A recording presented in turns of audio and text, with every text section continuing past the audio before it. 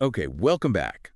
Today we're doing a deep dive into something really thought-provoking, actually, brought to us by Joseph Ogboman. Mm-hmm. It's about the inner voice, Yeah. that little narrator most of us have running in our heads. Right, that feeling, that thinking is basically talking to yourself, just Right. silently. Exactly. But Joseph posed this fascinating question. What's that like for someone born deaf? Someone who's never actually heard sound. No external voices, not even their own. Yeah.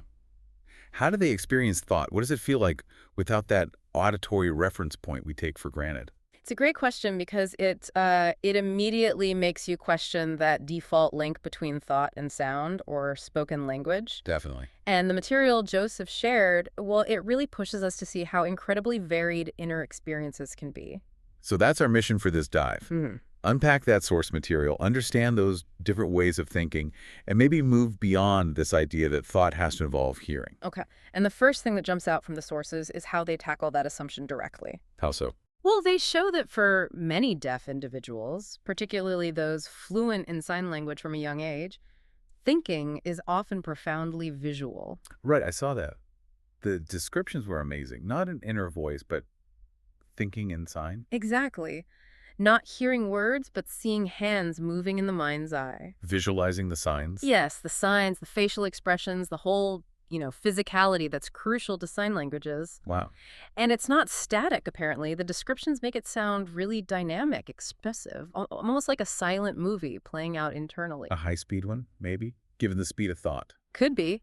The key is that the structure of their thought mirrors the visual and spatial nature of their language. That makes sense, but the sources said that's not the only way, right? Oh, absolutely not. Others described thinking more in pure pictures, almost like scenes playing out. Or even just feelings, like Yeah. abstract impressions. Yeah, or a kind of intuition.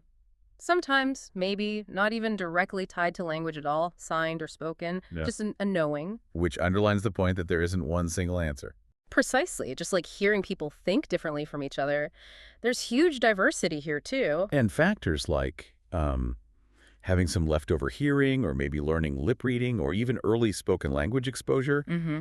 they all play a role. They can, yeah. It shapes the individual's unique internal landscape. It really shows how adaptable the brain is, doesn't it? It Yeah. works with whatever input it gets. Totally. If your world is sound-based, your inner world might reflect that. If it's primarily visual and kinesthetic, like with sign language, Then your thinking uses that. It's just different, not less complex. not at all. Yeah. The sources are clear on that. It's equally rich.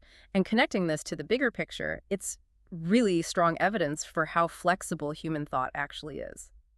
We tend to box it in with sound. We do. And we sometimes assume, wrongly, that silence means a less complex inner life. But it's not just about hearing. It's about meaning, memory. Emotion, connection, all manifesting in these different ways. So I guess the main takeaway is just how incredibly rich and full the inner world can be, regardless of the sensory input. Exactly. It reframes the whole question. It's less what voice do they hear? And more.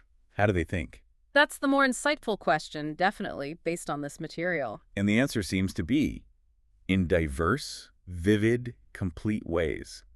It honestly makes you stop and think about your own inner voice. Or lack thereof sometimes. Right. Is it always auditory for you? Or do you find yourself thinking in pictures or feelings or something else? It's a fascinating thing to explore personally. Definitely food for thought. We'd genuinely love to hear from you about your own experience. How does your inner world work? Reach out. Let us know. Yeah, absolutely. Well, thanks for joining us on this deep dive into the mind's amazing variety.